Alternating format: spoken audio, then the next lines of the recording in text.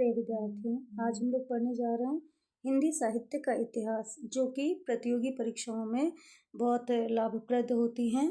और इसका सरल व्याख्या आज हम लोग करने जा रहे हैं। सबसे पहले हम लोग देखेंगे कि आचार्य रामचंद्र शुक्ल जी ने प्रथम संस्करण का वक्तव्य क्या दिया है। इन्हीं वक्तव्यों से बहुत सारे प्रतियोगी परीक्षाओं में सवाल बनते हैं। इन्होंने लिखा है कि हिंदी कवियों का एक वृत्त संग्रह ठाकुर शिव सिंह सेंगर ने सन 1833 ईस्वी में प्रस्तुत किया था। उसके पीछे यहाँ याद रखने वाली बात यह है कि हिंदी कवियों का एक वृत्त संग्रह ठाकुर शिव सिंह सेंगर ने, सबसे पहले ठाकुर शिव सिंह सेंगर ने सन 1833 ईस्वी में एक बहुत बड़ा वृत्त संग्रह प्रस्तुत किया था। उसके पीछे सन 1889 में डॉक्टर ग्रेसन ने modern vernacular literature of northern Hindustan, क्या था नाम, modern vernacular literature of northern Hindustan के नाम से एक वैसा ही बड़ा कवि वृत्त संग्रह निकाला। और काशी की नागरी प्रचारणी सभा का ध्यान आरंभ ही में इस बात की ओर गया कि सहस्त्रों हस्तलिखित हिंदी पुस्तकें देश के अनेक भागों में राज पुस्तकालयों तथा लोगों के घरों में अज्ञात पड़ी है।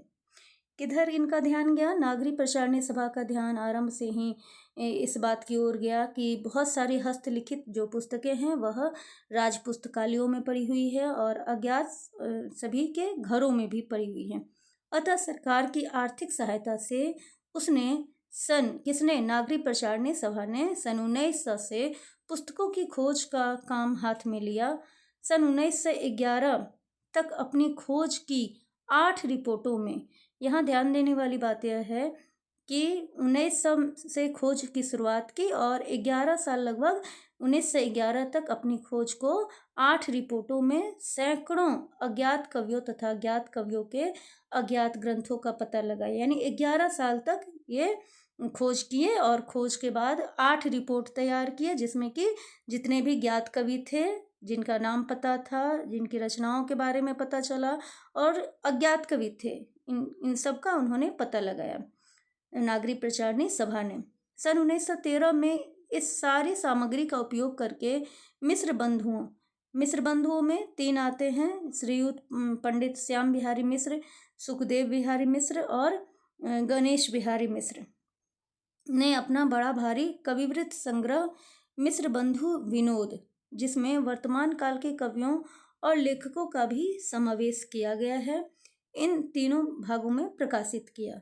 तीसरी बार सन 1913 ईस्वी में मिश्र बंधुओं ने एक बहुत बड़ा भारी, यह चीज़ ध्यान में रखने वाली है कि आचार्य रामचंद्र शुक्ल ने कहा है कि बहुत बड़ा भारी कविवृत्त संग्रह किस नाम से, मिश्र बंधु विनोद नाम से, यह 3 भागों में प्रकाशित करते हैं। बाद में पता चलेगा कि एक भाग और ये प्रकाशित किए थे। इधर जब से विश्वविद्यालयों में हिंदी की उच्च शिक्षा का विधान हुआ, तब से उसके साहित्य के विचार श्रृंखलाबद्ध इतिहास की आवश्यकता का अनुभव छात्रा और अध्यापक दोनों कर रहे थे। शिक्षित जनता की जिन जिन प्रवृत्तियों के अनुसार हमारे साहित्य स्वरूप में जो जो परिवर्तन होते आए हैं, जिन जिन प्रभावों की प्रेरणा से काव्यधारा की भिन्न भिन्न शाखाएं फूटती रही हैं, उन सबके सम्यक निरूपण तथा उनकी दृष्टि से किए हुए सुसंगत काल विभाग के बिना साहित्य के इतिहास का सच्चा अध्ययन कठिन दिखाई पड़ता था। 700-800 वर्षों की संचित ग्रंथ राशि सामने लगी हुई थी, पर ऐसी निर्दिष्ट सारणियों की उद्भावना नहीं हुई थी जिसके अनुसार सुगमता से इस प्रभूत सामग्री का वर्गीकरण होता।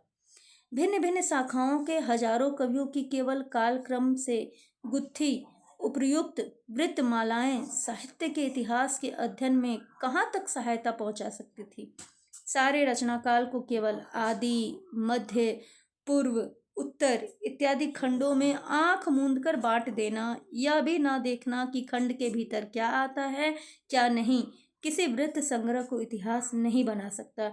यहाँ पर रामचंद्र शुक्ल जी ने कहा है कि सारी रचनाओं को केवल यह देख करके बांट दिया गया था कि यह आदिकाल की रचनाएं हैं, यह मध्यकाल की, यह पूर्व काल की और यह उत्तर काल की रचनाएं हैं।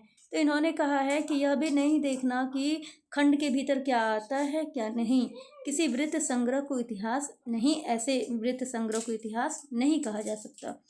5 या 6 वर्ष हुए छात्रों के उपयोग के लिए मैंने कुछ संक्षिप्त नोट तैयार किए थे, जिनमें परिस्थिति के अनुसार शिक्षित जनसमूह की बदलती हुई प्रवृत्तियों को लक्ष्य करके हिंदी साहित्य के इतिहास के काल विभाग और रचना की भिन्न भिन्न शाखाओं के निरूपण का एक कच्चा ढांचा खड़ा किया गया था।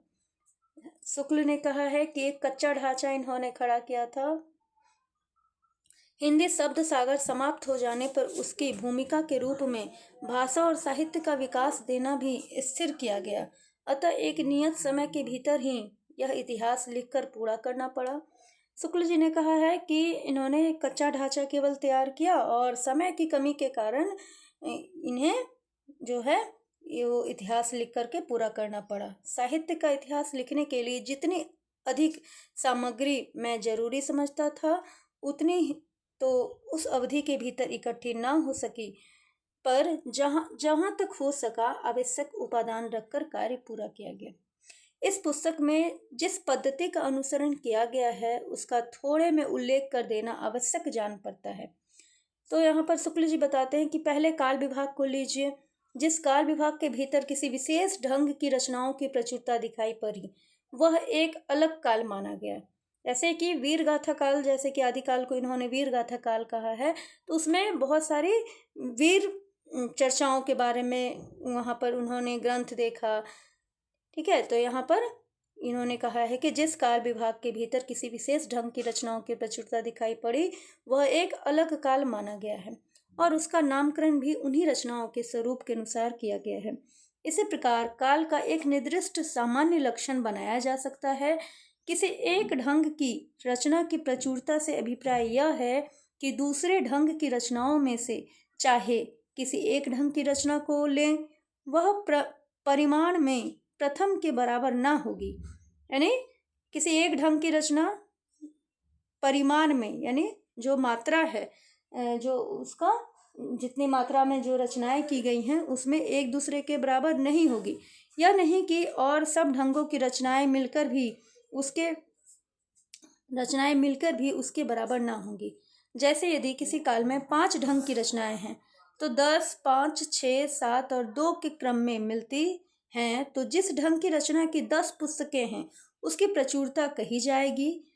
यहाँ कहा गया है, शुक्ल जी ने कहा है कि जिस ढंग की रचना बहुत अधिक है उसी के अनुसार उस काल का नामकरण कर दिया गया है। यही बात उन्होंने यहाँ पर कही है।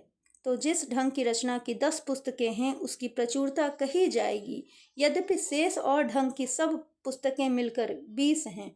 यह तो ही पहली बात। दूसरी बात है ग्रंथों की प्रसिद्धि। किसी काल के भीतर जिस एक ही ढंग के बहुत अधिक ग्रंथ प्रसिद्ध चले आते हैं, उस ढंग की रचना उस काल के लक्षण के अंतर्गत मानी जाएगी। चाहे और दूसरे ढंग की अप्रसिद्ध और साधारण कोटि की बहुत